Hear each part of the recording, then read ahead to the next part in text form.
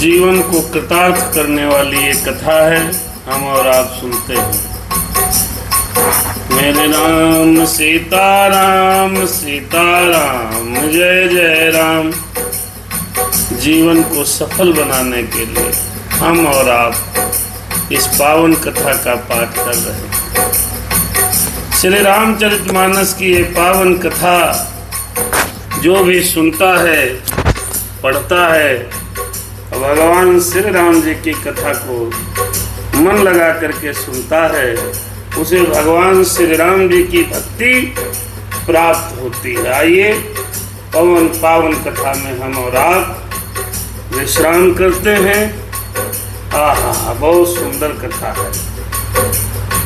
पावन कथा में राम सिया राम जय सीताराम सीताराम जय सीताराम।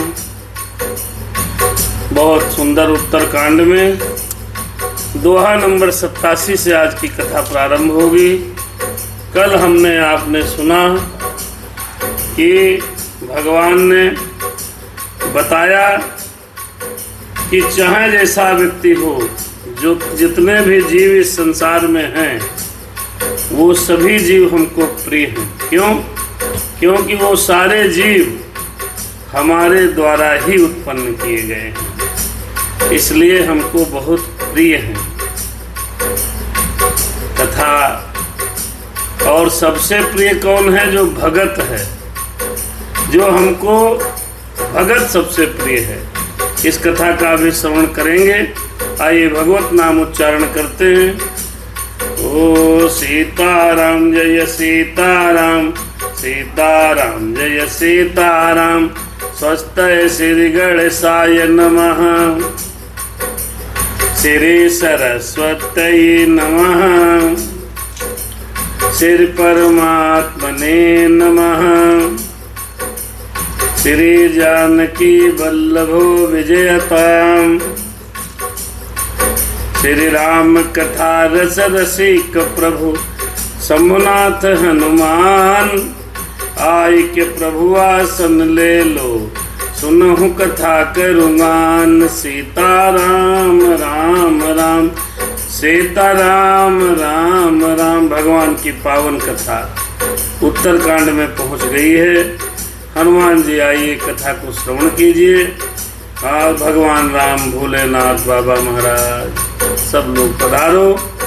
हरे राम सिया राम जय सीताराम। भगवान राम की पावन स्तुति, पावन प्रार्थना, पावन स्तुति के बाद, भोलेनाथ की पावन स्तुति के बाद, श्री हनुमान जी की पावन स्तुति के बाद कथा में हम लोग प्रवेश करेंगे। आज कागभूषुंडी जी को भगवान राम समझाएंगे कैसे भगत हमको प्रिय हैं, कैसे हमारी भक्ति प्राप्त होगी।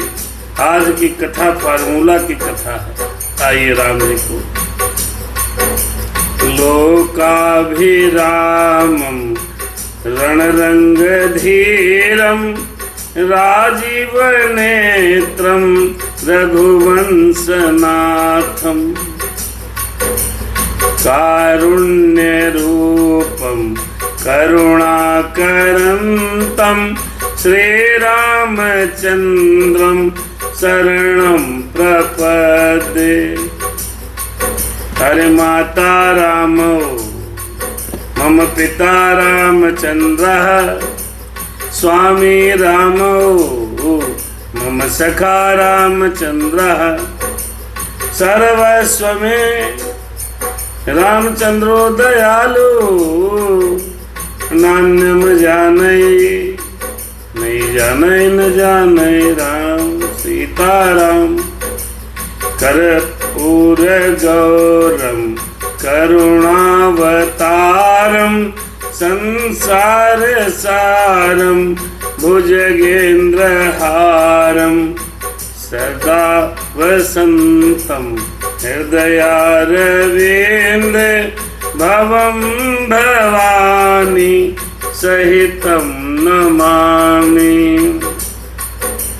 मनोजवम मारुततुल्यवेगम जितेन्द्रियं बुद्धिमतां वरिष्ठं वातात्मजं वानरयूथ मुख्यं श्रीरामचंद्रं शरणं प्रपद्ये। अरे श्रीरामदूतं शरणं प्रपद्ये। बंदौ सिर तुलसी चरण जिनके न्यौ जग काज।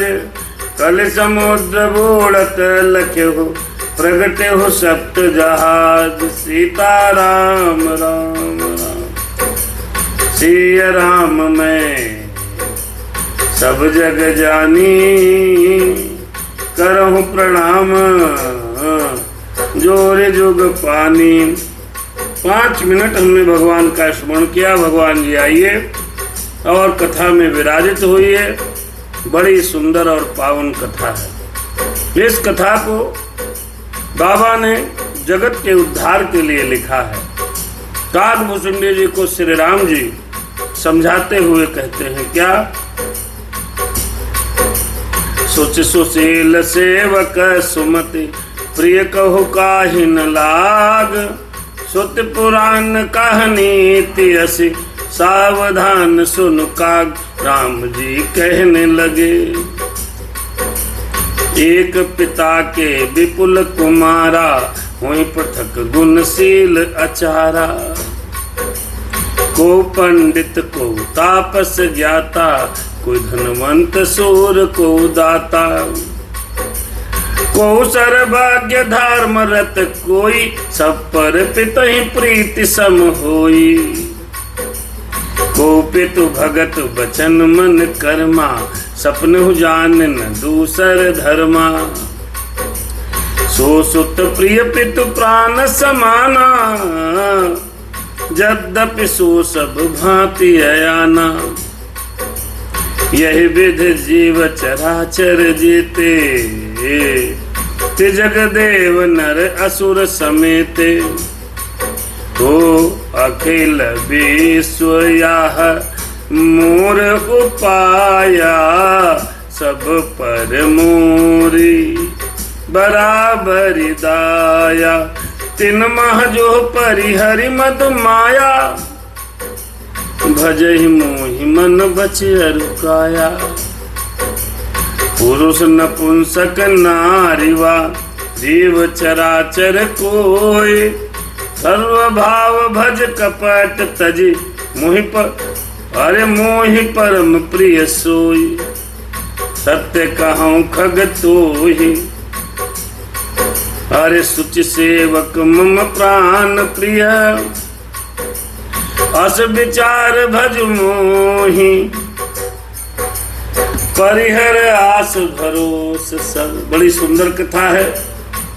किस कथा में आप सभी भक्तजनों का सादर हृदय से स्वागत है। यूट्यूब और फेसबुक पर लाइव चल रही है।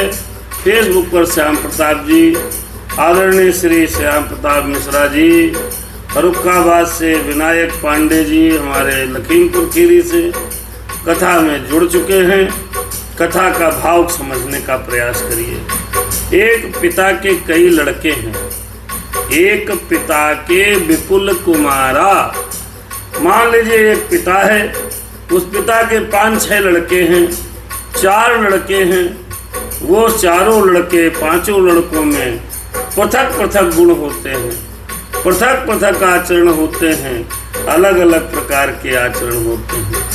उसमें से तो कोई पंडित होगा, कोई तपस्वी होगा, कोई ज्ञानी होगा, कोई धनवंत होगा, और कोई वीर होगा, तो कोई दानी होगा। लेकिन पिता सब पर प्रीति बराबर करता है। अगर मान लीजिए उन सभी पुत्रों में से एक पुत्र ऐसा हो, को पितु भगत बचन मन कर्मा। वो बेटा पिता की बात को, पिता की भक्ति को, प्रतिभक्ति को मन वचन और कर्म से करता है। पिता जो कहता है बालक को करता है। कोई प्रश्न नहीं करता है, कोई तर्क नहीं करता है, अपने पिता की आज्ञा का पूर्ण पालन करता है। पिता की भक्ति करता है तो अरे सो सुत प्रिय पितु प्राण समाना। लड़के सब पर प्यार है पिता का, सब पर प्रीति है पिता की, सब पर दुलार है पिता का। लेकिन जो बेटा पिता की आज्ञा, पिता की भक्ति मन और वचन और कर्म से करता है, पिता उसको प्राणों से प्रिय समझता है। एक नपत के विपुल कुमारा, एक पिता के विपुल कुमारा। कितने भी लड़के हों, लेकिन जो पिता की भक्ति, पिता की बात, पिता को सर्वस्व मानता है तो पिता उस पर अपने प्राणों से ज्यादा उसको प्रेम करता है। भगवान श्री राम जी कागभुसुंडी से कह रहे हैं, ये भक्ति ज्ञान की कथा है। ध्यान से सुनोगे समझ में आएगा, नहीं सुनोगे तो बिल्कुल नहीं समझ पाओगे, क्योंकि ये भक्ति ज्ञान की कथा है।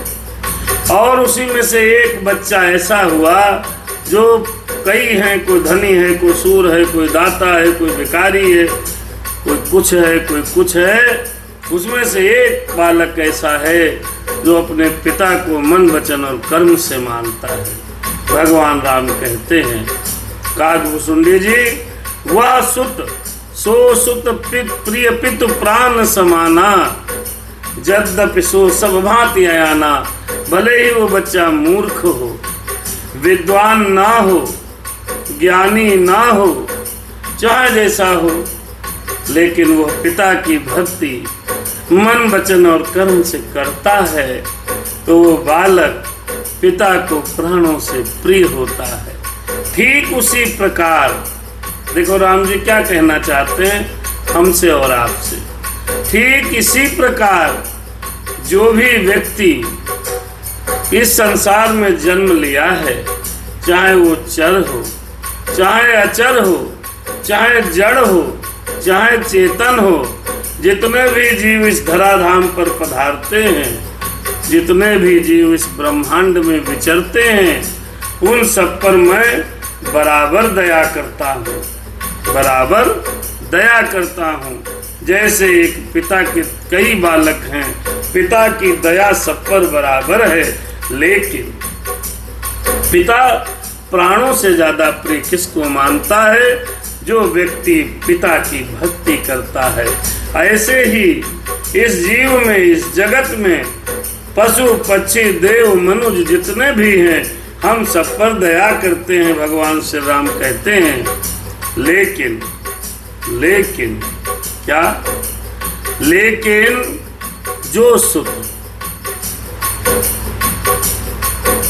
जो बच्चा, मेरा जो बच्चा यानी राम का जो बच्चा, यानी कि इस जगत में, इस संसार में, इस ब्रह्मांड में वो व्यक्ति जो सब कुछ छोड़ करके काम क्रोध मद लोभ दंभ दुर्भाव द्वेष पाखंड झूठ मोह माया ये सब छोड़ करके हमारा भजन करता है, हमारी भक्ति करता है, हमारे पर आश्रित रहता है और शरीर और मन और वचन क्रम से मेरी भक्ति करता है, भजन करता है, मेरे चरित्रों को सुनता है, मैं उस पर अब प्राणों से ज्यादा प्यार करता हूँ।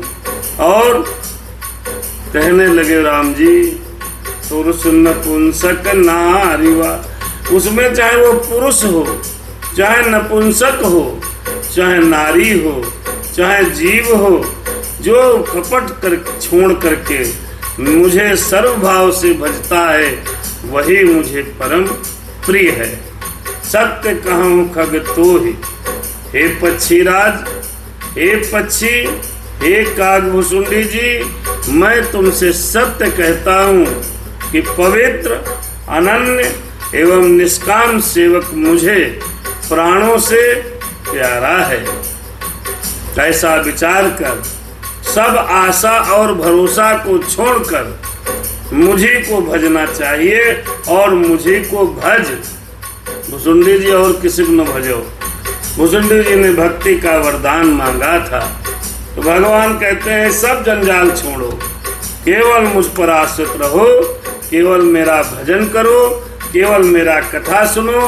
कर्म जो मिला है वो करो, गृहस्थ जीवन में जो कर्म मिला हो तो करना ही पड़ेगा, लेकिन उसके बाद के समय में ये मेरी ही पूजा, मेरी ही पाठ, मेरी ही कथा, अर्थात अविनाशी ईश्वर की कथा, अर्थात जो संसार को जन्म देता है ऐसे भगवान की के प्रति जो आस्था रखते हुए, उसको मानते हुए भक्ति भाव करते हैं, वो भगवान को प्राणों से प्रिय हैं।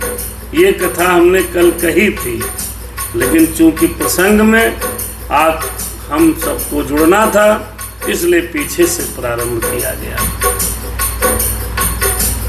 आइए, बड़ा सुंदर प्रसंग है, आगे बढ़ता है। ओ कबहूं काल न, देखो भाई बड़ा सुंदर कथा है। हाँ, कबहूं काल न व्यापहितो ही, कबहूं काल न। काकभुसुंडी से श्री राम जी कह रहे हैं, अरे कबहूं काल न व्यापहितो ही, सुमिरसु भजसु निरंतर मोहि। हाँ, सुमिरसु भजसु निरंतर मोहि, प्रभु वचनामृत सुनि न अघाऊं, राम सुनि न अघाऊं। तन पुलकित मन अति हर्षाऊं, कहें राम जी। अरे सुनो भुसुंडी, कहें राम जी। अरे तुझे काल कभी नहीं व्याप्त होगा, राम ने कहा। मेरा स्मरण और भजन करते रहना भुसुंडी जी। प्रभु के वचनामृतों को सुनकर काकभुसुंडी जी गरुड़ से कह रहे हैं, मैं तृप्त नहीं होता था, मेरा शरीर पुलकित था और मन में अत्यंत ही हर्षित हो रहा था। मैं सो सुख जानहि मन अरुकाना, मन अरुकाना। नहीं रसना पै जाई बखाना, जाई बखाना। कहे भुसुंडी सुनो गरुण जी। उस समय जब भगवान जी मुझसे ये कह रहे थे, तो वह सुख हे पक्षी राज गरुण मन और कान ही हमारे जान सकते हैं। कौन कह रहा है? भुसुंडी जी। जब भगवान ने कहा भुसुंडी जी जाओ मेरा भजन करना, तुम्हें काल कभी व्याप्त नहीं होगा। बड़ी सुंदर कथा थी, बड़ी प्यारी है। भगवान को कौन प्रिय है ये भी आप लोगों ने सुना। तो गरुड़ जी से कहने लगे, सो सुख जाने मन अरुकाना, मन अरुकाना। नहीं रस ना पै जाए बखाना। जिसको भगवान मिल गए, भगवान ने जिसको भक्ति का वरदान दे दिया। राम सिया राम जय सीताराम, सीताराम जय सीताराम, राम राम जय सीताराम। जय हो राम सिया राम। चार्जर चाहिए था भाई, बैटरी लो हो गई उनकी। मेरे राम प्रीति जी कथा में आ गई हैं। देखिए, राम सिया राम जय सीताराम, सीताराम जय सीताराम। जय विधिनाथ होए हित मोरा। देखो भुसुंडी जी महाराज को कहा, क्या कहा? भुसुंडी जी महाराज को ये बोला गया कि भुसुंडी जी महाराज को कहा गया भाई कि आप जाइए और मेरा भजन करिए, आपको कभी काल व्याप्त नहीं होगा, आप कभी काल के गाल में नहीं फंसेंगे, यमराज आपको कभी त्रास नहीं दिखाएगा। ये बात कही। और जब ये बात कहते हैं भगवान राम, तो काकभुसुंडी जी कह रहे हैं मेरा कान और मेरे मन बड़े गदगद हैं। अच्छा, देखो भगवान से भक्ति का वरदान मांगा था भुसुंडी जी ने। बहुविधि मोहि प्रबोध सुख देई, बहुविधि मोहि प्रबोध सुख देई, लगे करन से सुकौतुक तेई। भगवान राम बाल रूप में भुसुंडी जी को समझा रहे हैं। तो मुझे भली प्रकार समझा कर भुसुंडी जी गरुड़ जी को बता रहे हैं कि राम जी ने मुझे भली प्रकार से समझाया। क्या समझाया, ये सुनने के लिए आप हमारी कथा सुनेंगे तभी समझ में आएगा। पीछे समझा चुके हैं। तो फिर अपना बालकों की तरह राम खेलने लगे। अरे लगे करन कौतुक, हाँ लगे करन शिशु कौतुक तेई। फिर सजल नयन कछु मुँह करि रूखा, मुँह करि रूखा। फिर चितय मातु लागी अति भूखा, चितय मातु लागी अरु भूखा। भगवान ने बालपन में गरुड़ को समझा दिया। गरुड़ महाराज समझ गए भगवान बाल रूप में है। माता की तरफ कुछ मुंह बनाने लगे। देखो माताएं अपने छोटे बच्चों को, भगवान की कृपा होती है, पिता को बोध नहीं हो पाता। माता को बच्चे को क्या चाहिए, जब तक बच्चा छोटा रहता है उसको पता नहीं, सिक्स सेंस भगवान ने दिया है कि वो देख करके ही समझ जाती है कि हमारा भैया भूखा है, भैया को दूध चाहिए, फिर थोड़ी देर बाद मेरे भैया को ये चाहिए। तो माताओं को ये बोध हो जाता है। सबको नहीं बोध हो पाएगा, हम बैठे हैं हमें नहीं पता चलेगा, लेकिन जो माताएं बहनें हमारी कथा सुनती हैं उनको देखो ध्यान होगा। छोटा बच्चा उनका भूखा होगा, वो जान जाएंगे बच्चा भूखा है, कुछ खाने को दे दो। तो भगवान राम छोटे थे, कौशल्य यशोदा जी की तरफ देखने लगे, कौशल्या की तरफ। कृष्ण भगवान यशोदा की तरफ देखते थे, राम जी कौशल्या की तरफ देखने लगे। तो जब देखने लगे तो माता समझ गई कि इनको भूख लगी। माताएं बड़ी जल्दी समझ जाती हैं, चाहे जितना जब बच्चे को प्यास लगी है, भूख लगी है, क्या लगा है, भगवान कुछ ऐसा कनेक्शन बना देता है कि माताएं बच्चों के भाव को समझ जाती हैं। तो फिर भगवान की तरफ देखा, मुखाकृति तथा चितवन से माता को समझा दिया कि बहुत भूख लगी है। देख मातु आतुर उठ धाई, कहे मृदु बचन लिए उर लाई। काग भुसुंडी राम जी का संवाद समाप्त हुआ। राम जी ने माता की तरफ देखा और कुछ मुंह बना दिया। तो मुंह बनाया तो मैया ने उनको गोदी से उठा लिया। माँ समझ गई कि भैया भूखे हैं। काश हम लोगों को भी ये समझ होती, हम लोग नहीं समझ पाते किसको कब भूख लगी है, कब प्यास लगी है, क्योंकि पुरुष तो बड़ी उधेड़ बुन में रहता है साहब, पुरुष नहीं समझ पाता। पुरुष को भगवान ने संशय नहीं दिया। देख मातु आतुर उठ धाई, कहीं मृदु बचन लिए उर लाई। अरे गोद राखी कराब पे पाना, रघुपति चरित ललित कर गाना। माता ने राम को उठा लिया है और गोद में बैठा करके पे पान दूध पिलाने लगी मैया। और श्री रघुनाथ जी की लीलाएं, ललित लीलाएं गाने लगी। मेरे राम ओ मेरे राम। देखिए काग भुसुंडी जी महाराज को समझाया। भगवान ने पीछे प्रसंग में कहा, जैसे एक पिता के कई बालक होते हैं, कोई धनी हो जाता, कोई गरीब हो जाता, कोई चोर हो जाता, कोई दानी हो जाता, कोई कपटी हो जाता, कोई क्रोधी हो जाता, लेकिन पिता सबको बराबर प्रेम करता है। लेकिन जो पितृ भक्त होता है, पिता की बात मानता है, मन वचन कर्म से पिता को ही मानता है, सब अपना छोड़कर पिता को ही मानता है। भले ही वो बच्चा मूर्ख हो, लेकिन पिता को वो प्राणों से प्रिय होता है।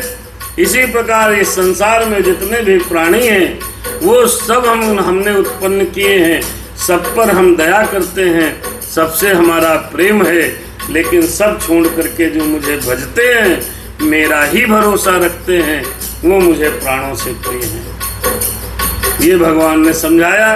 भुजंडी जी को भक्ति का वरदान दिया, कहा मुझको ही भजते रहना, भजन करते रहना, काल आपको कभी व्याप्त नहीं होगा। यकीन मानिए, अगर राम को आप भजेंगे, भगवान का स्मरण करेंगे, परमात्मा की भक्ति करेंगे, उनका भजन करेंगे, ओम नमो भगवते वासुदेवाय का जाप करेंगे, श्री राम राम राम करेंगे, सीताराम करेंगे, जब मौका मिले तब घंटा आधा घंटा, तो काल आपको नहीं सताएगा। अन्यथा मरते समय जो पीड़ा होती है, वो पीड़ा आप किसी को बता भी नहीं पाओगे, कोई बता नहीं पाता। बहुत तकलीफ होती है। कुछ लोग मरने के बाद कुछ समय बाद जिंदा हुए, उन लोगों ने बताया है। आप गूगल करिएगा तो सब पता चलेगा, गरुड़ पुराण में लिखा है। इसलिए भगवत भजन करो तो काल का डर नहीं रहेगा। सुखदायी मृत्यु अगर होगी तो हो ही जाएगी। ये संवाद यहीं पर रुका, कथा आगे बढ़ चली है। जय सुख लागे पुरारी, अशुभ भेष कृत शिव सुखद, अवधपुरी नर नारी, तेह सुख महु संतत मगन।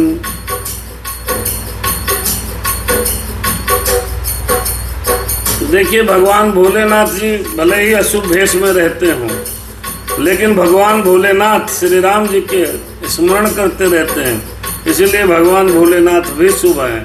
भले सांप बिच्छू चंद्रमा इत्यादि भोलेनाथ पहन लटकाए हैं, अशुभ भेष है, भयानक भेष है, फिर भी देव देवादिदेव महादेव को महादेव बनाने वाले राम है। क्योंकि भगवान भोलेनाथ निरंतर सीताराम राम राम राम राम करते हैं। अरे सोई सुख, अरे सोई सुख लवलेश, अरे सोई सुख लवलेश, जिन बारक सपने हूँ लहो, ते नहीं गनहि खगेश, ब्रह्म सुख ही सज्जन सुमति। तो काकभुसुंडी जी एक कथा आप गरुड़ जी को भी सुना रहे हैं। कह रहे हैं कि जो भगवान जहाँ अयोध्या में है, अयोध्या वासियों को जो सुख है,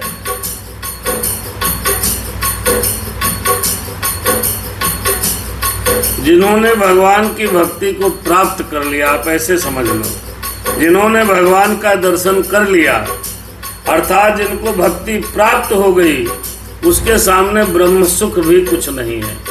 ऐसे समझ लो कि ब्रह्मा का ब्रह्म सुख यानी कि आपको ब्रह्म बना दिया जाए। और अगर आपको भगवान की भक्ति प्राप्त हो जाए तो जिसको भक्ति प्राप्त हो गई है वो सुखी है।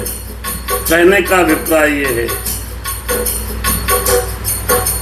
कि सज्जन सुंदर बुद्धि वाले पुरुष अगर ब्रह्म सुख को प्राप्त होने जा रहे हो कि तुमको ब्रह्मा बना दिया गया और भगवान राम के दर्शन होने हो, तो जो दर्शन से सुख प्राप्त होगा वह सुख ब्रह्म बनने पर भी नहीं है। अर्थात भगवान का भजन करो। भजन कैसे करें? समय नहीं है, समय मरने के समय निकल आएगा, काहे परेशान हो? अरे कौन सा समय नहीं है? रात में 1 घंटा कर लो, लेटे लेटे चारपाई पे राम राम कर लो, खाना बनाते बनाते राम राम कर लो, हैं रोटी बनाते बनाते, चपाती बनाते बनाते, बात करते कराते, चलते चलाते सीताराम कर लो। भजन करो भरी जवानी में, बुढ़ापा किसने देखा है? बुढ़ापे के लिए हैं, 60 साल की बात करेंगे, 65 के बात करेंगे। कुछ लोग तो भाई 80-90 साल के हो रहे हैं, उनका पता नहीं भजन नंबर कब आएगा, माया में हम फंसे।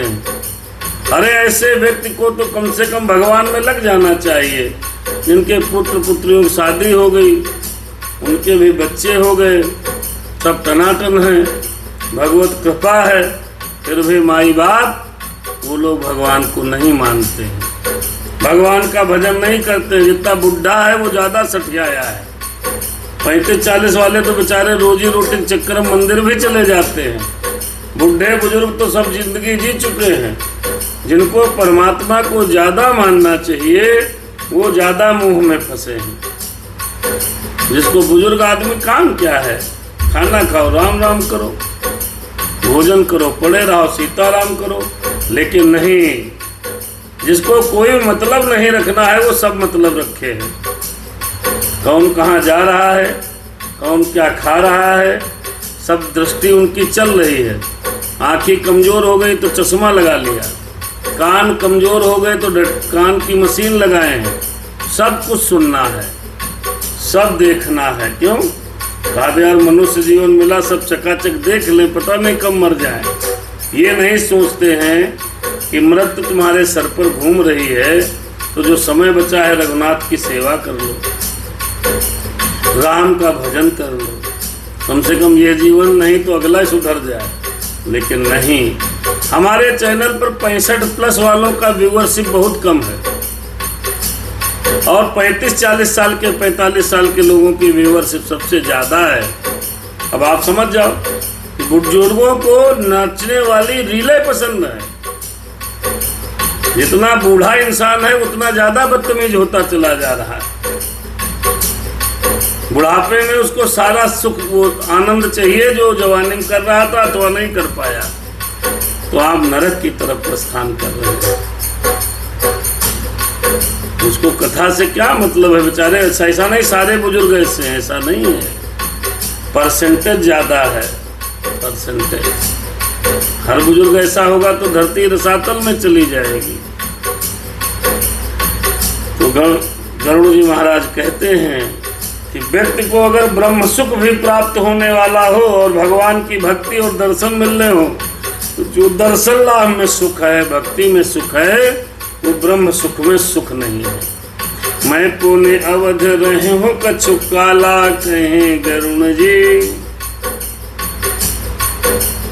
देखे हूँ बाल विनोद रसाला, कहें गरुण जी राम प्रसाद भगति बर पायो, प्रभु पद बंद निज आश्रम आयो। उस समय तक गरुड़ जी से बोल रहे हैं भुसुंडी जी महाराज भगवान का बाल रूप देखने के लिए अवध में कुछ समय तक रुके,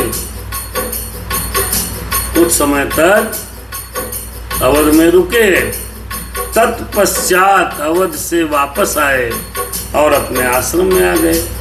भगवान से भक्ति का वरदान प्राप्त कर काग भुसुंडी जी अपने आश्रम कहाँ नीलगिरी पर्वत पर पहुंच गए।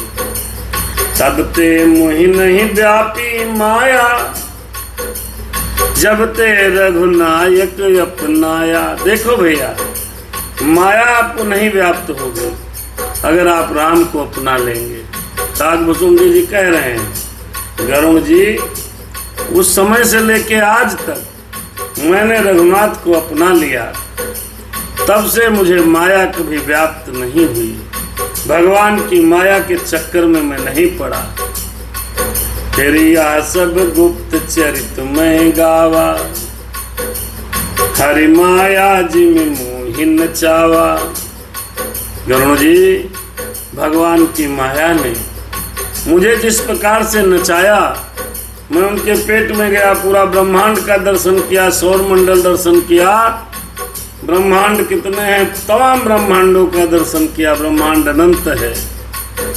और हम माया में भ्रमित रहे, लेकिन उसके बाद जब भगवान से मैंने भक्ति मांग ली और भगवान को अपना लिया, भगवान का भजन करने लगा, भगवान का कथा चरित्र कहने सुनने लगा, सब पक्षियों को सुनाने लगा, राम को अपना लिया, तब से हमको माया व्याप्त नहीं हुई। आप अपनाओ, देखिए व्याप्त हो जाती है माया, गारंटी है हमारी। यदि मन वचन और कर्म से भगवान श्री राम का भजन आप करेंगे तो आपको जगत में सब माई बाप दिखेंगे, हैं? सब भाई दिखेंगे, आपको गलत दिखते नहीं है। क्यों? एक बार मंदोदरी ने कहा कि रावण सीता राम को बहुत प्यार करती है, सीता राम के बिना रह नहीं सकती, सीता राम से बेहद प्यार करती है, और तुम राम बन जाओ तो राम बन के उसके पास चले जाओ और तुम्हारी जो इच्छा है वो पूर्ति कर लो। है, जब राम के स्वरूप में तुम जाओगे, सीता पहचान नहीं पाएगी, सीता आपके गले लग जाएगी। तुम तो कह रहे हो एक बार मेरी तरफ देख ले। मंदोदरी ने जब अपने पति रावण से ये बात कही तो रावण कहने लगा कि जब जब मैं राम बनता हूँ मैंने प्रयास किया है, ऐसा नहीं तुम कह रहे हो तो करेंगे। मैंने प्रयास किया, मैं अशोक वाटिका गया, छुप करके मैंने राम का भेष भी बनाया, लेकिन मैं जब जब राम का भेष बनाता हूँ तब तब सीता मुझे माता नजर आती है, सीता मुझे माता नजर आती है, तो सीता मुझे माता नजर आती है। तो जब जब राम के प्रति आपकी आसक्ति बढ़ती है तो माया मोह काम इत्यादि कम होते हैं। ये सूत्र है, ये गरुड़ जी को कागभूषुंडी जी समझा रहे हैं। आदरणीय अवनेंद्र कुमार अवस्थी जी, सोनू महाराज और हमारे कहीं अभी एक कंचन बहन देख रही हैं और कई लोग पीछे निकल गए, नाम नहीं ले पाए, बहुत लोग देख रहे हैं। भगवान की कृपा आप सब पर बनी रहे। तो यह बात भूषुंडी जी को गरुड़ जी ने समझाई। तब ते मोहिन व्यापी माया, कब ते जब ते रघुनायक अपनाया। अब आदमी रघुनायक को अपनाना ही नहीं चाहता है, वो राम को भगवान को भजन नहीं करना चाहता, उसको तो माया में संलिप्त रहना है, उसके हृदय में माया ने घर कर रखा है। तो जिस तरफ बढ़ोगे उसी तरफ बढ़ते चले जाओगे। भगवान कभी रोकेगा नहीं, भगवान तुम्हें टोकेगा नहीं। भगवान यदि वास्तव में उसके भक्ति तुमने कभी करी होगी अथवा करने का कहीं संकल्प लिया होगा अथवा भगवान से कभी प्रार्थना की होगी तो भले तुमको रोक ले, नहीं भगवान रोकता कुछ नहीं है। शराब पियो, खूब पियो, लीवर किडनी सब डैमेज कर डालो, भगवान आके आपका गिलास कभी नहीं पकड़ेगा। गलत काम करो, खूब करो, भगवान कभी आपको नहीं रोकेगा। कोई कहता है भगवान जो ही है वह जो राम रच रखा। अरे राम ने तो तुम्हारा सुंदर शरीर रचा है, इतना सुंदर मुंह दिया है, इतना सुंदर शरीर दिया है, हैं? इसमें क्या जरूरी है जहर डालो? भगवान ने दिमाग दे दिया, हाथ कान मुंह दे दिया और फ्री कर दिया कि जाओ जो करोगे वही भरोगे। कर्म प्रधान विश्व कर राखा, जो जस करे सो तस फल चाखा।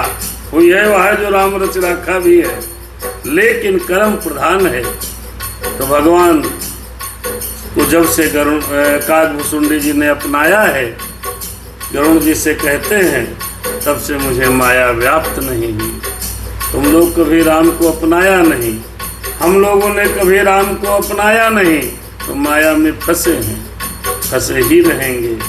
जब तक भगवान की शरणागति नहीं होगे तब तक इस संसार में फंसे रहोगे। यह सब गुप्त चरित में गावा, ये चरित्र गुप्त था। ये चरित्र जो सुनाया है पीछे 4-5 दिनों में, कागभूषुंडी जी ने गरुड़ को कर दे, गुप्त था, ये कथा में हमने कभी नहीं सुनाया। लेकिन चूंकि आप आ गए हो, आप पक्षीराज गरुड़ हो, भगवान के वाहन हो, तो मैं तुमको सुना रहा हूं। तब ते मोहिन व्यापी माया, जब ते रघुनायक अपनाया। निज अनुभव अब कहूं खगेसा, निज अनुभव अब कहूं खगेसा। अरे बिनु हरि भजन न जाई कलेसा। देखो जो व्यक्ति आज सुखी है, कहीं न कहीं उसने भजन जरूर किया है। उसकी 2 पीढ़ी 1 पीढ़ी देख लो, या उसका कोई भाई ज्योतिषी मिल जाए तो अगला जन्म जानता हो तो देख लो। जो इस जन्म में आपको सुखी दिखाई पड़ता है, दुखी नहीं है, तो ये जान लेना उसने कहीं न कहीं भजन किया है। किया है बाबू, भजन के बिना क्या? आहा, अरे निज अनुभव अब कहूं खगेसा। हे खगेशा, खगेशा कौन? खगेशुर नहीं, खगेशा माने है पक्षी राज गरुण। मैं अपना अनुभव आपसे कहता हूँ, यह निजी अनुभव शेयर करता हूँ। गरुण से काकभुसुंडी कह रहे हैं, बिनु हरि भजन न जाई कलेसा। अब आप दुखी हो, भगवान का एक बार नाम भी नहीं लेना चाहते हो, मंदिर पूजा पाठ तीर्थ स्थान जाना नहीं चाहते, भगवान की हरि कथा कभी सुनी नहीं, रामचरितमानस की 2 चौपाई आती नहीं, कोई मंत्र श्लोक जानते नहीं हो, तब दुखी तो रहोगे ही। आपको दुख से कौन उबार पाएगा? कोई नहीं उबार पाएगा। क्यों? निज अनुभव अब कहूं खगेशा। गरुण जी कह रहे हैं मेरा अनुभव है, मैं कह रहा हूं सुनो। क्या? बिनु हरि भजन न जाई कलेसा। कलेश दुख बिना भगवान के भजन के बिना दूर नहीं होते। चाहे जो कुछ कर डालो, 24 घंटा मेहनत करने वाला व्यक्ति अपने खाने भर को नहीं जुटा पाता इसी संसार में, और कोई काम नहीं करते हैं, अजगर की तरह पड़े रहते हैं और मस्त जीवन जीते हैं। भगवान दे रहा है, आ रही है संपत्ति।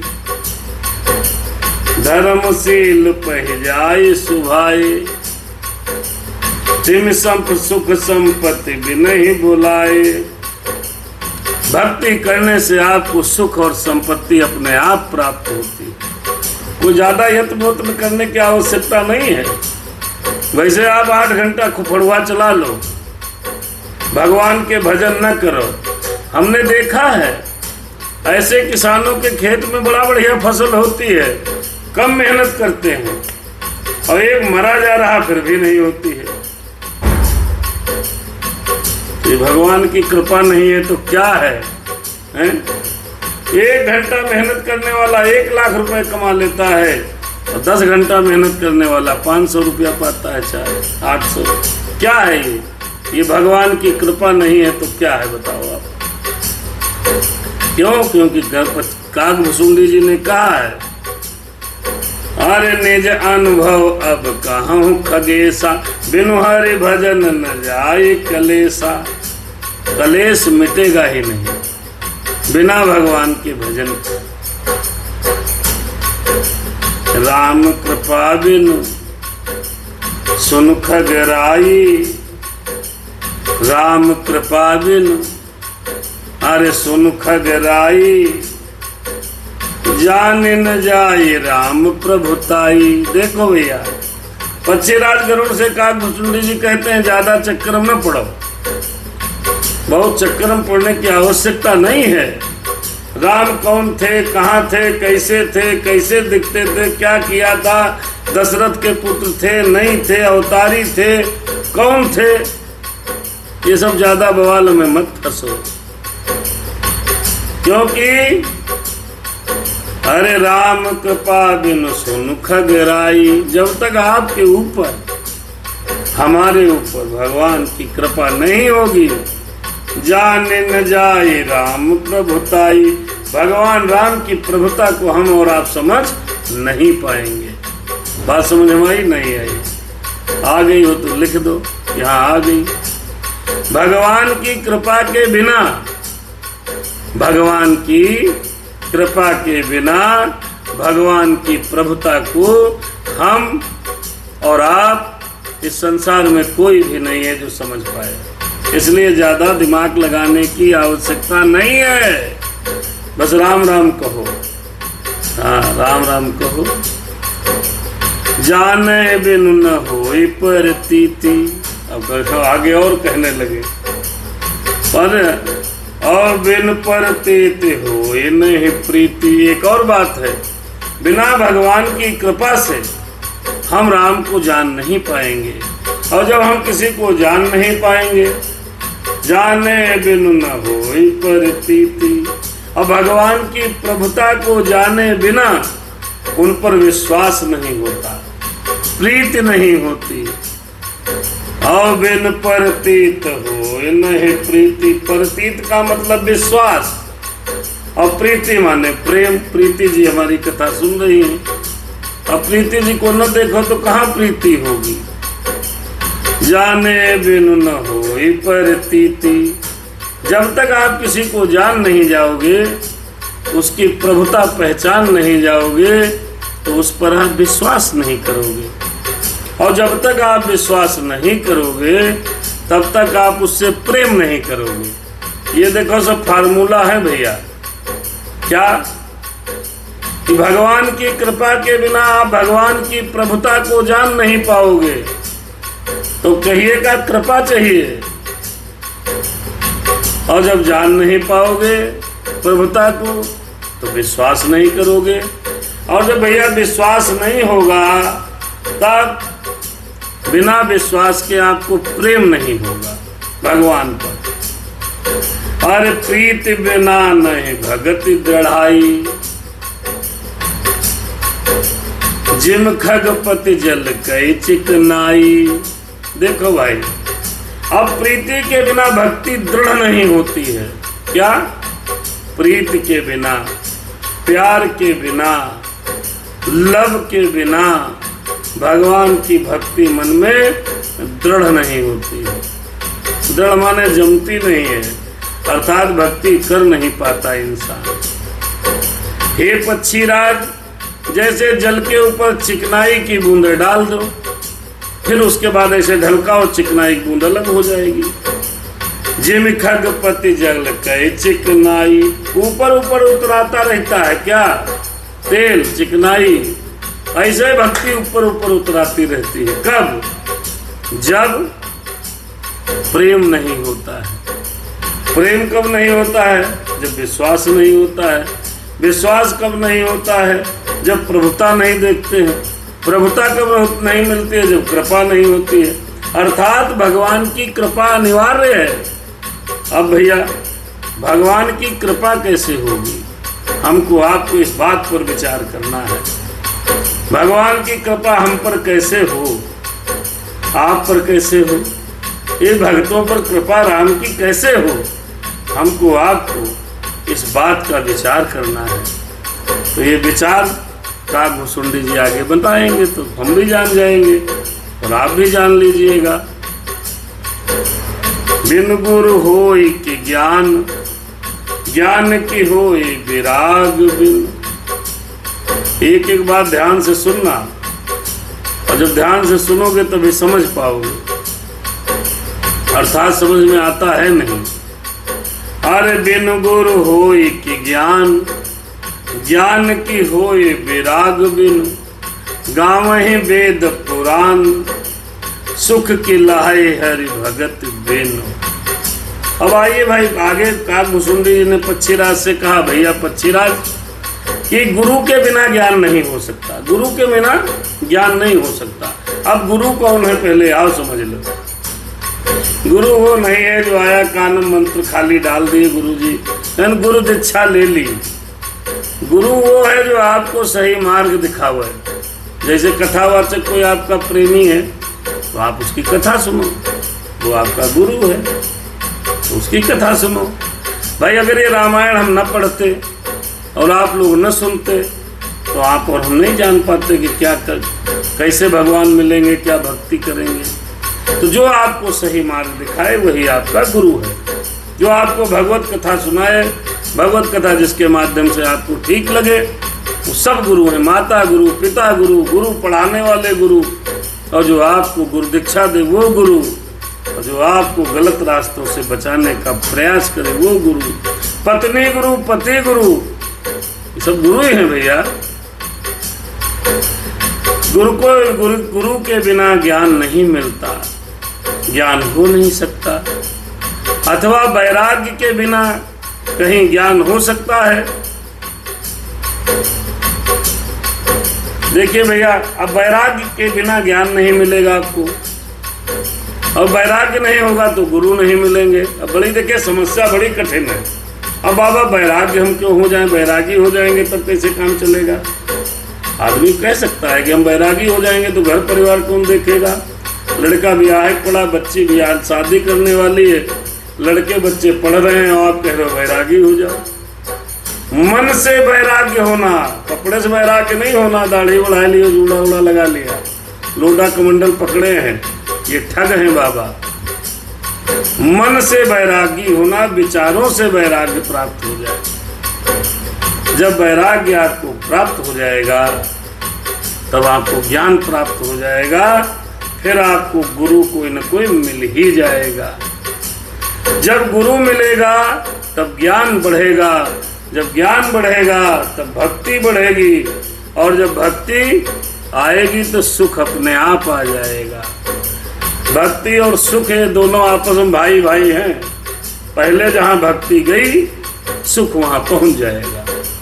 और भक्ति, और एक बात समझ लीजिए, राम सिया राम जय सीताराम, सीताराम जय सीताराम, जय जय राम सीताराम। ये क्या हो गया, फिर से करते हैं, चलो।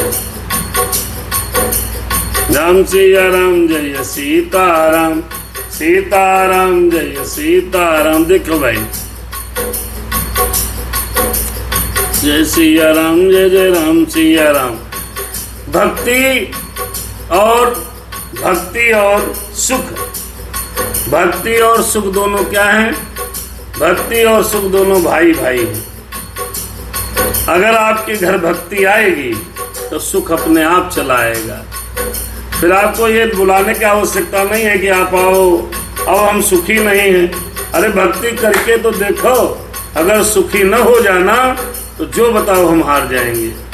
अगर आपके मन के अंदर भक्ति दृढ़ हो जाएगी तो सुख आपको अपने आप प्राप्त हो जाएगा। आपके पास जेब में 10 रुपया होंगे तब भी आप सुखी होंगे। कब? जब भक्ति आएगी। भक्ति आएगी तो साथ में संतोष को लेकर के आएगी। संतोष, अब संतोष है वो संतोष पांडे वाले संतोष नहीं, संतोष जो हृदय में संतोष होता है। जब आपकी भक्ति दृढ़ होगी तो भक्ति दृढ़ होने के साथ संतोष आएगा और सुख आपके पास चला आएगा। काक भुसुंडी जी महाराज कहते हैं और विवेक भैया राजन जी महाराज कथा में आ गए। बड़ा सुंदर प्रसंग था, आपने भाई देर किया तो आप YouTube पर देखना, बहुत सुंदर प्रसंग है। जाने बिनु न होई प्रतीति, ये बात ध्यान रखना। जब हम किसी को जानेंगे तभी विश्वास होगा, और बिन प्रतीत होई नहीं प्रीति, और बिना विश्वास के प्रीति उत्पन्न नहीं होगी। प्रीति बिना नहीं भगति दृढ़ाई, जब प्यारे नहीं होगा तो भक्ति कहाँ कर पाओगे? तब तो तुम्हें भोलेनाथ तो पत्थर नजर आएंगे, और प्रेम हो जाएगा तो आपको पत्थर में भोलेनाथ नजर आ जाएंगे। जिम खगपति जल कहे चिकनाई। देखो भाई, अरे को विश्राम की पाव तात सहज संतोष बिनु, अरे चलई की जल बिनु नाव, कोटि जतन पची पची मरिय। हे तात, हे गरुण जी महाराज, काक भुसुंडी जी कह रहे हैं, स्वाभाविक संतोष के बिना कोई शांति पा नहीं सकता है? अब संतोष समझो, स्वाभाविक संतोष की भाषा को समझो। देखो, स्वाभाविक संतोष, बनावटी संतोष नहीं। हम बड़े संतोषी हैं, अरे हम बड़े मजे में हैं भाई, भगवान बड़ा मजे में किए, हम संतोषी हैं। चिल्लाते हैं लोग, कहते हैं संतोषी हैं, लेकिन स्वभाव में संतोष नहीं। यह मुंह से संतोषी, कहने वाला संतोषी नहीं है। स्वभाव से जो व्यक्ति संतोषी है, संतोषी जैसे मान लो भाई, आदमी मान लो आपको बढ़िया खूबसूरत नहीं मिला है, आप संतोष नहीं करोगी, पत्नी संतोष नहीं करेगी तो जीवन भर दुखी रहेगी। और ऐसे पति को मान लो पत्नी अच्छी नहीं मिली और बड़ा जीवन भर दुखी है। जैसी चाहते थे वैसी नहीं है। हम जैसी चाहते थे, अरे सब सीता जी चाहते हैं राम तो बनो। आप हीरो हो तो हीरोइन के बारे में सोचोगे? देखिए, आप जो हैं वही तलाशिए। गरुड़ जी महाराज कहते हैं क्या कि अगर आपके अंदर स्वाभाविक संतोष नहीं है, अब आपके घर में दाल रोटी बनी है, तो दाल रोटी में स्वाभाविक संतोष होना चाहिए। मटर पनीर झांक रहे हो तो शांति नहीं मिलेगी। यदि आपको शांति चाहिए, यदि आपको सुख चाहिए, तो आपको संतोष करना ही पड़ेगा। स्वाभाविक संतोष मन में, स्वभाव में, हृदय में, दिमाग में अपने संतोष का भाव उत्पन्न करिए। जब आप संतोष का भाव उत्पन्न कर लेंगे, देखिए ये सब प्रयास करने से होता है। रामदेव बाबा कहते हैं करने से होता है। करना चाहते नहीं हो तो होगा क्या खाक? करने से होता है। शांति और संतोष को अपने मन के अंदर जब लाओगे, संतोष को, तो आपको स्वाभाविक संतोष जब रहेगा तब व्यक्ति शांति प्राप्त कर लेगा। और अगर नहीं संतोष है,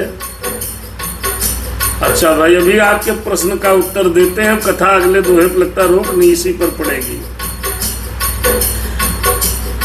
विवेक जी ने कहा मन को एकाग्रचित कैसे करें महाराज जी, मन बहुत भटकता है। बड़ा सुंदर प्रश्न है। आप नहीं रहते कथम तो आनंद नहीं आता है। देखो हे कहने लगे कि चाहे करोड़ों उपाय करिए, पच पच के मरिए, चाहे सर नीचे करिए, पैर ऊपर कर लीजिए, क्या कभी जल के बिना नाव चलती है? चलती है? चला पाओगे जल के बिना नाव? रेत में नाव कोई चला नहीं पाता।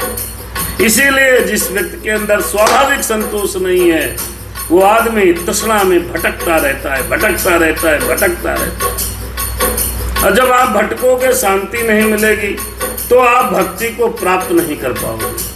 देखो ये सब फार्मूला है भैया। जैसे जुकाम हुआ तो बुखार होगा, खांसी हुई मूड दर्द, सर दर्द होगा। जुकाम, खांसी, बुखार ये तीनों आते हैं। ठीक उसी प्रकार यदि आपके मन के अंदर संतोष होगा, तो इसी से संबंधित प्रश्न है आपका। कथा यहीं रुक जाएगी। 89 दोहा है, सोरठा पे कथा रुक रही है। काक भुसुंडी जी गरुड़ का संवाद चल रहा है। भैया का एक प्रश्न उठाते हैं। हमारे विवेक दीक्षित जी महाराज, राजन जी महाराज ने एक प्रश्न भेजा है कि मन को एकाग्रचित कैसे करें महाराज जी, मन बहुत भटकता है। तो ये बिल्कुल सत्य प्रश्न है, और ये ऐसा सत्य प्रश्न है कि जिसका कोई जवाब नहीं। मन बड़ा चंचल है, कैसे तेरा भजन करूं, समझाऊं इसे जितना उतना ही भटक जाए। मन वास्तव में बहुत भटकता है। इसको एकाग्रचित कैसे करें? देखिए एकाग्रचित करने का मन को आप पकड़ नहीं पाओगे, ये मान के चलो। अगर हम जबरदस्ती बैठे और मन को एकाग्रचित करें तो वो एकाग्रचित होगा ही नहीं।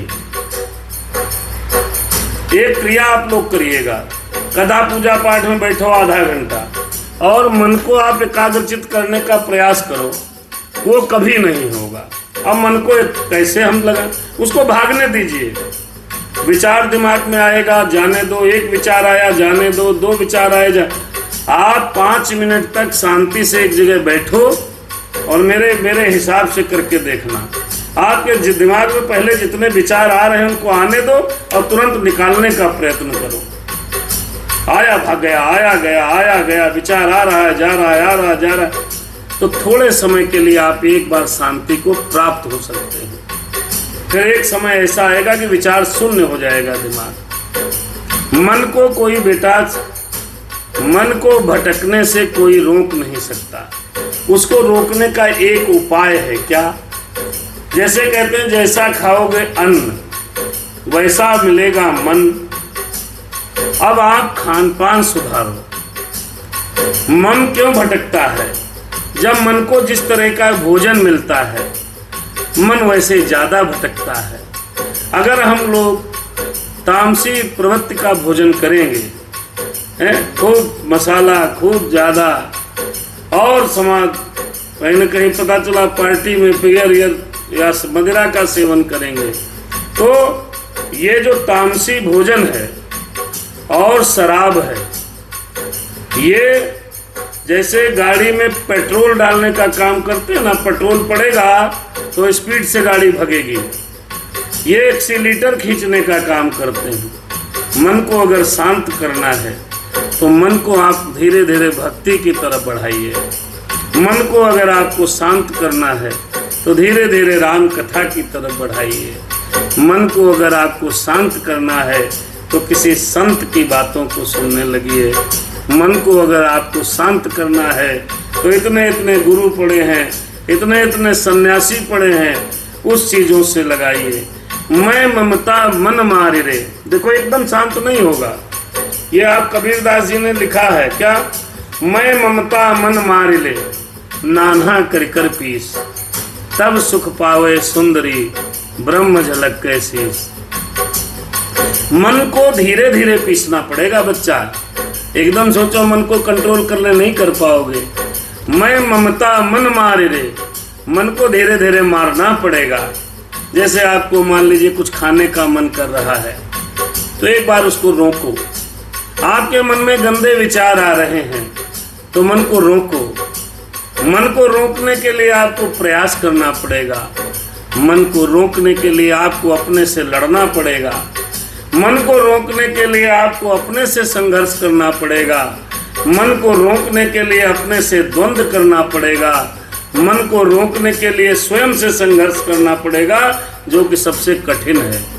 पर उपदेश कुशल बहु तेरे, दूसरों को समझाना सरल है बेटा, अपने से लड़ना बड़ा कठिन है। इस जगत में वही जीता है जो खुद से लड़ा है, वो नहीं जीत पाया है जो दूसरों को समझाया है। आपको लड़ना पड़ेगा। मन को धीरे धीरे कंट्रोल करना पड़ेगा, धीरे धीरे। जैसे बड़ी स्पीड से कार चला रहे हो आप, आगे यू टर्न है तो यू टर्न में आप धीरे धीरे कंट्रोल करोगे ना गाड़ी को, फिर यू टर्न लोगे। अब मान लीजिए आप तामसी भोजन लेते हैं, आप मदिरा सेवन करते हैं, आप गलत संगत में रहते हैं, आपके अंदर बुरे विचार आते हैं, आप बुरे विचारों के साथ रहते हैं, आपके मित्र बुरे विचार वाले हैं। अगर इन सबको आप छोड़ना चाहोगे तो एकदम कैसे छोड़ पाओगे। जिंदगी को यू टर्न लेने के लिए मन को धीरे धीरे कंट्रोल करना पड़ेगा। मैं ममता मन मारी रे नाना कर कर पीस, ऐसे नहीं है। मन को आपके अंदर अगर इच्छा आई कि आपको अमुक चीज बहुत अच्छी लगती है, उसको प्राप्त करने के लिए जुट जाओगे तो मन और प्रबल हो जाएगा। उसको न प्राप्त करो, उसको धीरे धीरे कम करो। नाना कर कर पीस, नाना कर कर पीस, नाना कर कर पीस, तब सुख पावे सुंदरी। तब आपकी आत्मा जो सुंदर आत्मा है, जिसको सुंदरी का नाम दिया है, तब सुख पावे सुंदरी और ब्रह्म झलक कैसी। आत्मा और मन के अंदर सदैव संघर्ष चलता रहता है। आत्मा कहती सही रास्ते को चलो, मन कहता है गलत रास्ते पर चलना है। मन को कौन ड्राइव कर रहा है? देवता। आत्मा को कौन ड्राइव कर रहा है? परमात्मा, जिसके हम अंश हैं। ये भगवान ईश्वर ये आत्मा को ड्राइव कर रहे हैं और मन को कर रहे हैं देवता। वो कभी मोक्ष को प्राप्त होने नहीं देना चाहते। मन व्यसन में लगेगा ही। मन का स्वभाव है व्यसन की तरफ बढ़ना। मन का स्वभाव है बेटा ये चौबक चौदस दुनिया की देखना। मन का स्वभाव है कि सब लमक लपक दपक में घुसना। आत्मा का स्वभाव है शांति, आत्मा का स्वभाव है सफाई, तो आत्मा का स्वभाव है सुंदरता, आत्मा का स्वभाव है सज्जनता। लेकिन मन का ये स्वभाव नहीं है, दोनों विपरीत हैं। भगवान ने दोनों दिए हैं अंदर। तो मन को धीरे धीरे कंट्रोल करने का प्रयास जब आप करोगे तो एक दिन आप मन पर विजय जरूर प्राप्त कर लोगे। ये क्योंकि हमसे बड़ा मन नहीं है। अरे मनुष्य से बड़ा मन थोड़े है जी, हमारे तो मन है।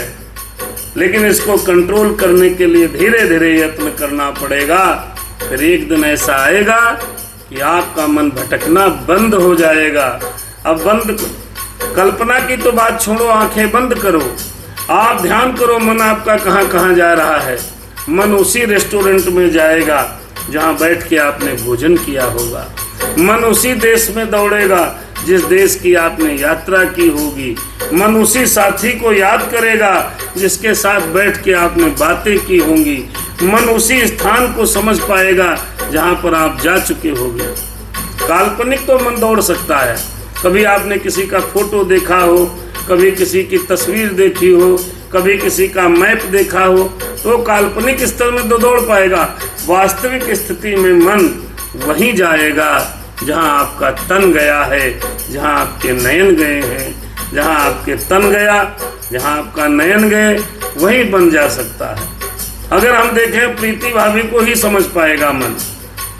बाकी अगर पिक्चर में किसी महिला को देखा है तो भले उसका कल्पना कर ले, मन कल्पित बहुत काम बात करता है, लेकिन वास्तविक चीजों में वहीं जाता है जिनको हमने देखा है, जहां जहां देखा है। इसलिए तन को वहां ले जाना है जहां मन को आप ले जाना चाहते हो। तन को ले जाना देवालय में, तन को ले जाना तीर्थ स्थान में, तन को ले जाना है मंदिरों में, तन को ले जाना है गंगा जी स्नान कराने, नयनों को दिखानी है सुंदर तस्वीरें। तो जब आप अच्छी चीजें आपके पास कलेक्शन हो जाएगा तो मन गलत चीजों में नहीं जाएगा। जब मन अच्छी चीजें देखेगा, तन आपका अच्छी चीजें जहां जहां जाएगा तन वहीं पहुंचेगा मन। तो तन को लगाओ कहाँ? अच्छी जगह। आंखों को लगाओ अच्छी जगह। आंखों की निर्मल सरिता को गंदी नहीं करो। अगर आप गलत सोचेंगे तो मन आपका गलत सोचेगा। इसलिए मन को एकाग्रचित करने का लिखा है आपने। मन को एकाग्रचित कैसे करें?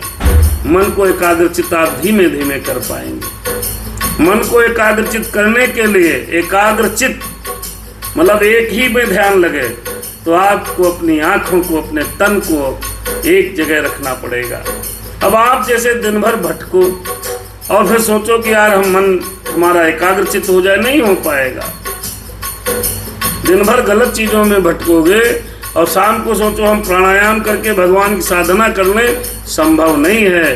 तो अपने मन को, अपने तन को सही दिशा में ले जाना है, अपने भोजन को सही दिशा में ले जाना है, अपने खान पान को सही दिशा में ले जाना है, तब आपका मन भटकेगा नहीं। हमें लगता है आपका प्रश्न का उत्तर मिल गया होगा। और इसी के साथ एक कथा यहीं पर रुकती है। हम और आप मिलते हैं कल आगे कि बिन संतोष न काम नसाई, काम अछत सुख सपने उनाई। अगर आप संतोष नहीं करोगे तो आपके अंदर कामना का नाश नहीं होगा। मन न भटके, इसके लिए एक अगला अध्याय जरूर सुनना। जीवन का मूल स्वरूप क्या है, बड़ी जिज्ञासा रहती है। वाह, तुम्हारे प्रश्न बड़े जबरदस्त हैं भाई।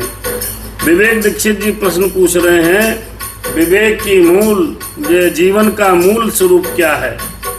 मूल स्वरूप बड़ी जिज्ञासा रहती है। जीवन का मूल स्वरूप है आत्म तत्व को प्राप्त कर जाना, आत्म तत्व का बोध हो जाना, ईश्वर की सत्ता पर विश्वास हो जाना। जीवन का मूल तत्व है कि हम इस मनुष्य जीवन से परमात्मा का भजन करते हुए मोक्ष की तरफ बढ़ जाएं। जीवन का यही मूल उद्देश्य है और कोई नहीं है। भगवान ने मनुष्य जन्म इसीलिए हमको आपको दिया है। देव दुर्लभ देही है ये, सुर दुर्लभ सद ग्रंथन गावा, बड़े भाग्य मानुष तन पावा। सुर दुर्लभ, देवताओं के लिए दुर्लभ है शरीर। देवता चाह करके भी मनुष्य का जीवन, मनुष्य का शरीर धारण नहीं कर सकते। जीवन का मूल स्वरूप है कि हम भगवान को समझ पाएं, भगवान की प्राप्ति की तरफ बढ़ पाएं, अपनी आत्मा को शुद्ध कर पाएं और इस ईश्वर तत्व को समझते हुए इस संसार से मोक्ष की तरफ बढ़ जाएं। ये जीवन का उद्देश्य होना चाहिए। जीवन का मूल स्वरूप है दया करना। जीवन का मूल स्वरूप है परहित सरिस धर्म नहीं भाई, पर पीड़ा सम नहीं अधमाई। जीवन का मूल स्वरूप है दीनों पर दया करना। जीवन का मूल स्वरूप है क्या? सुख दीन है सुख होत है, दुख दीन है दुख हो। सभी शास्त्र सब वेद में बात लिखी है दो। मेरे बच्चे, जीवन का मूल स्वरूप है परमात्मा तत्व की प्राप्त कर जाना। आपने देखा नहीं कितने बड़े बड़े इंजीनियर IITN सब छोड़ के भगवत भजन में लग जाते हैं। ये नाटक नहीं है। जिस समय आपकी आत्मा परमात्मा की तरफ गति करेगी, आपको ये जगत मिथ्या लगने लगेगा, जगत में सब नाटक दिखने लगेगा, जगत आपको लगेगा ये सब रंगमंच है, सब यहाँ पर पार्ट अदा कर रहे हैं। जिस दिन आपको ये लगने लगे तो समझ लेना कि भगवान की कृपा आपके ऊपर हो गई। जीवन का मूल स्वरूप है संतोष करना। क्यों? बिनु संतोष न काम नसाही, कि संतोष के बिना कामना का नाश नहीं होगा। विवेक भैया कल का प्रसंग जरूर सुनिएगा, क्योंकि कल के प्रसंग में बहुत सुंदर भुसुंडी जी ने कहा है कि बिनु संतोष न काम नसाही, बिना संतोष आपकी कामनाओं का नाश नहीं होगा। और काम अछत सुख सपने होना ही, अगर कामनाओं के रहते हुए स्वप्न में भी सुख नहीं प्राप्त होगा। अब आपकी कामना है, पैदल चल रहे थे, जूते चप्पल नहीं थे, भगवान एक जोड़ी जूता दे दिया। फिर भगवान साइकिल दे दिया। फिर भगवान एक छोटी मोटरसाइकिल दे दिया। फिर भगवान एक कार दे दिया। फिर भगवान बड़ी कार दे दो। जब तक हम कामनाओं में संलिप्त रहेंगे, कामनाएं करते जाएंगे, तो मन को चैन कहाँ मिलेगा, मन को सुख कहाँ मिलेगा। तो इसलिए संतोष करना चाहिए, कर्म करते रहो, यथा लाभ संतोष करो। यहाँ पर हम एक बात जोड़ेंगे अपनी तरफ से कि हाथ पर हाथ रख के मत बैठ जाओ, है? हाथ रख के बैठे हैं, भगवान संतोष करेंगे, रामायण में लिखा है संतोष करेंगे, संतोषम परमम सुखम, ये नहीं है। यथा लाभ संतोष। आपने दिन भर मेहनत की, आपने रात दिन मेहनत की, आपको जो मिल गया, प्रभु ने जो दिया है, उसमें आपको संतोष करना पड़ेगा। यदि आप संतोष नहीं करोगे, कामनाओं में लिप्त रहोगे, और लाओ, और हम आगे बढ़ जाएं, और करें, और करें, ये करें, पड़ोसी के घर में कार, हमारे यहाँ क्यों नहीं, तो आप जीवन भर दुखी रहोगे। कर्म करते हुए हमें जो प्राप्त हो जाए, वही, उसमें ही संतोष जीवन का मूल स्वरूप है। धर्म पर चलना जीवन का मूल स्वरूप है।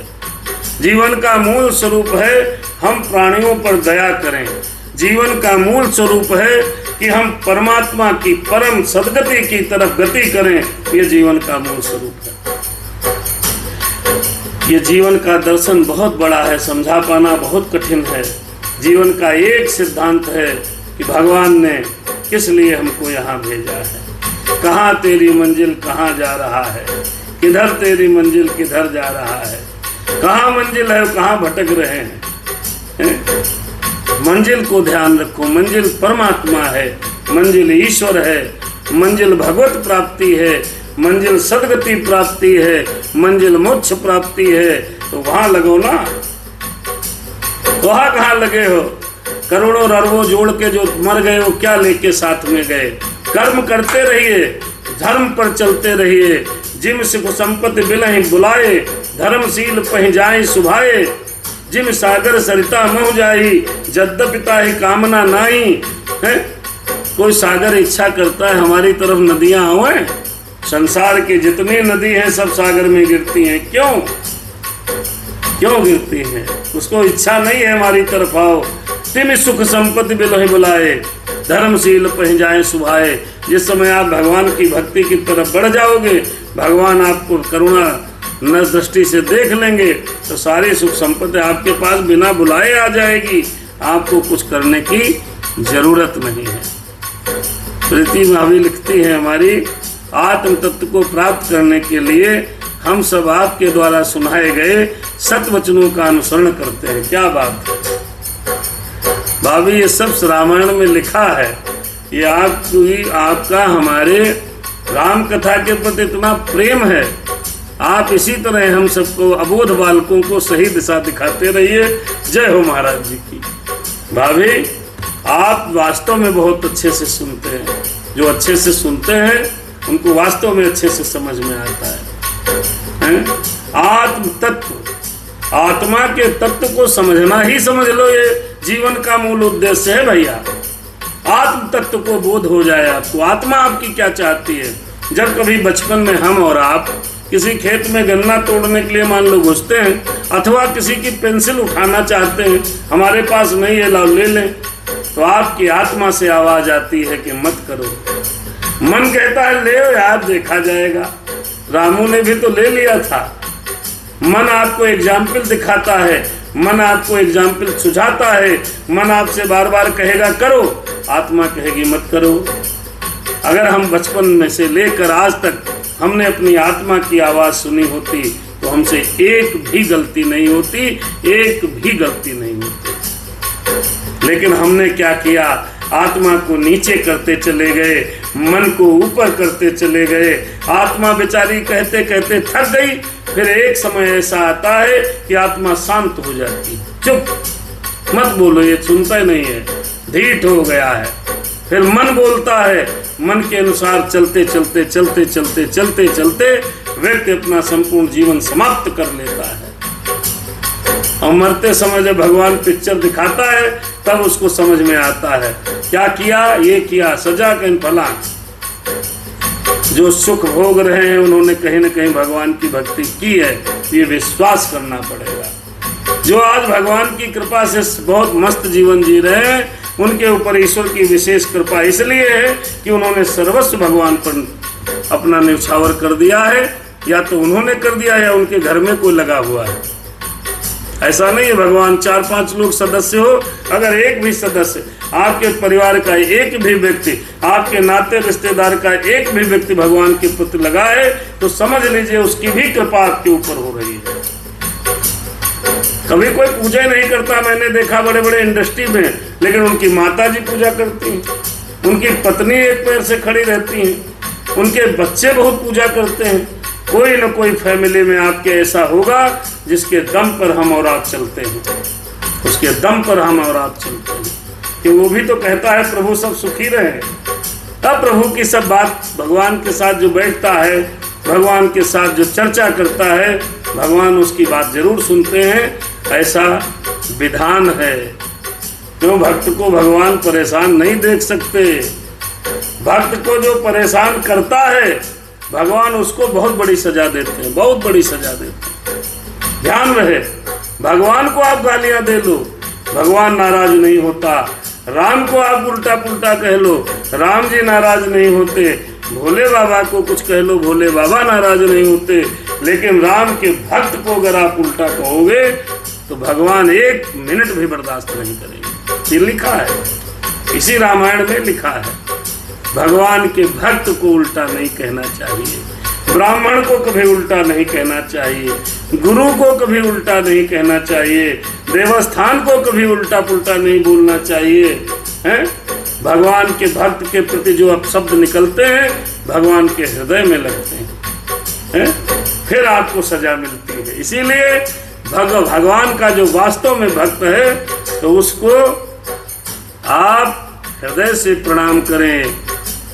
प्रभु अपने निमित्त भक्तों को अपनी शरण में ले, इसकी क्या पराकाष्ठा है। भैया ये प्रश्न आपको कल बता दें अगर आप, क्योंकि 1 घंटा, चलो आपने लिखा है विवेक दीक्षित ने कि प्रभु अपने निमित्त भक्तों को अपनी शरण में ले, इसकी क्या पराकाष्ठा है। भगवान अपने भक्तों को अपनी शरण में ले। पहले तो भगवान की शरण में जाने के लिए भगवान की भक्ति को आपको प्राप्त करना पड़ेगा। हम आपको मानेंगे तभी तो हमको आप मानोगे। पहले आप उन सब परीक्षाओं में आपको पास होना पड़ेगा जो भगवान के द्वारा रचित हैं परीक्षाएं। ऐसा नहीं, विचलित नहीं होना पड़ेगा।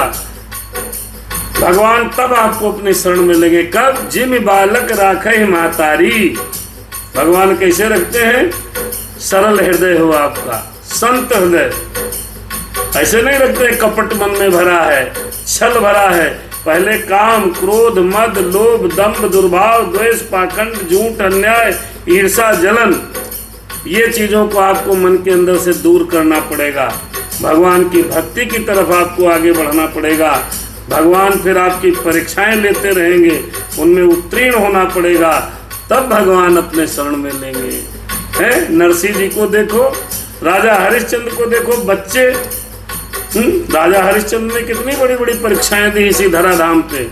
नरसिंह जी तो भी कलयुग की घटना है, उन्होंने कितनी बड़ी बड़ी परीक्षाएं ली हैं, तब भगवान ने उनको अपने शरण में लिया है। हनुमान जी ने कितनी परीक्षाएं दी तो उन्होंने शरण में लिया भगवान ने। भगवान की शरण प्राप्त करने के लिए, भगवान की शरण में जाने के लिए आपको डिग्री तो हासिल करो। जब आप नौकरी करने गए थे तो आपको बताया ग्रेजुएट होगे साइंस तभी मेमार बन पाओगे, एग्रीकल्चर होगा तब ये पद पाओगे। तो ऐसे ही भगवान की शरण प्राप्त करने के लिए आपको डिग्रियां हासिल करनी पड़ेंगी।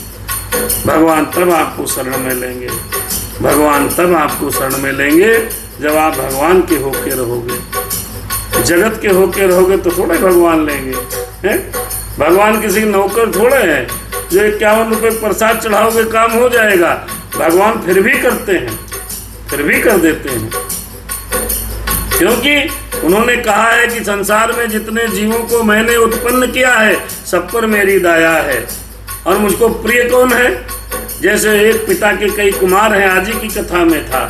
एक पिता के 5-7 लड़के हैं, कोई धर्म करता है, कोई अधर्म करता है, कोई वीर होता है, कोई दानी होता है, कोई कुछ करता है, कोई कुछ करता है। एक पिता के विपुल कुमारा, लेकिन जो पिता की भक्ति मन और वचन और कर्म से करता है, पिता की बात मानता है, पिता के सहारे रहता है, भले ही वो मूर्ख बालक क्यों न हो, वो पिता को प्राणों से प्रिय होता है। ऐसे ही भगवान ने जो जगत में सृष्टि उत्पन्न की है वो सारी उस सृष्टि पर वो दया करते हैं, लेकिन उसमें जो भगवान का भक्त होता है, भगवान के सहारे होता है, भगवान को मन वचन और कर्म से मानता है, उस पर भगवान की विशेष कृपा होती है। तो पहले अपने आप को, हमको, आपको, सबको इस योग्य बनना पड़ेगा। हम भी नहीं हैं, आप भी नहीं हैं, कोई जगत में बहुत कम लोग हैं। कहा है करोड़ों में एक आध लोग होते हैं, करोड़ों अरबों में। ऐसे थोड़े है भक्ति प्राप्त करना इतना आसान काम है, भगवान की शरण प्राप्त करना इतना आसान काम है। इतना आसान काम होता तो सब कर लेते ना। इसके लिए आपको आगे बढ़ने के लिए बहुत संघर्ष करना पड़ेगा, बहुत संघर्ष करना पड़ेगा। कुछ तो बीच में प्रणाम कर लेते हैं, कुछ पहुंच जाते हैं। कहा है रामायण में 1 लाख में 1 करोड़ में कोई एक व्यक्ति होता है जो भगवत भक्त होता है। बाबा रंगे घूम रहे, माथा रंगे हैं, इससे तो समझ लेना भगत हैं। मनमा राम बगल में ईटे, मिल जाए राम झमाझम पीटे। ऐसे लोग भक्त नहीं होते। भक्त वो होता है जो भक्त अंदर से भक्ति होती है, अंदर से भक्ति होती है। आज के प्रसंग को प्रणाम करते हैं। भगवान की कृपा आप सब पर बनी रहे। राजन जी, शायद आप हमारे प्रश्नों से संतुष्ट हो गए होंगे। शुभ रात्रि। तो सीता राम राम कथा यहीं पर रुक गई, सुनहु वीर हनुमान। जाय के आसन लीजिए, प्रभु करिए अब विश्राम। हम 1.5 घंटा हो गया है साहब, और निरंतर बिना किसी रुकावट के। भगवान की कृपा नहीं है और क्या है। इतना बोल पाना इतना सरल काम नहीं है, भगवान की बड़ी कृपा है। हनुमान जी की जय सिया राम, जय जय राम, सिया राम जय सी। अब ये चैनल सब्सक्राइब कराते रहिए, ये सनातन धर्म को आगे बढ़ाते रहिए। उत्तरदायित्व तो आपके कंधे पर है, ये उत्तरदायित्व समस्त सनातनी बंधुओं के कंधे पर है, क्योंकि ये कथा जन जन तक पहुंचनी चाहिए कि उसमें दाम नहीं खर्च हो रहे हैं। जय सिया राम।